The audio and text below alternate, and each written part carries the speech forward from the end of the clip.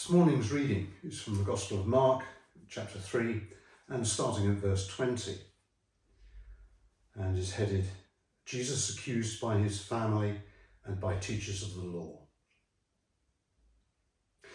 Then Jesus entered a house, and again a crowd gathered, so that he and disciples were not even able to eat.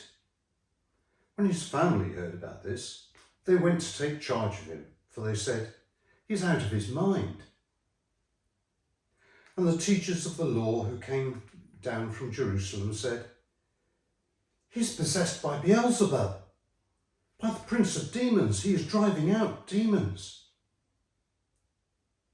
So Jesus called them over to him and began to speak to them in parables. "How can Satan drive out Satan?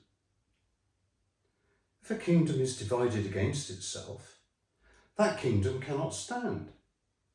If a house is divided against itself, that house cannot stand. And if Satan opposes himself and is divided, he cannot stand. His end has come. In fact, no one can enter a strong man's house without first tying him up. Then he can plunder the strong man's house. Truly, I tell you, people can be forgiven all their sins and every slander they utter.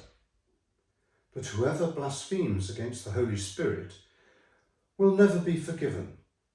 They are guilty of an eternal sin." He said this because they were saying, "He has an impure spirit." Then Jesus' mother and brothers arrived. Standing outside, they sent someone in to call him. A crowd was sitting round him, and they told him, "Your mother and brothers are outside looking for you." "Who are my mother and brothers?" he asked.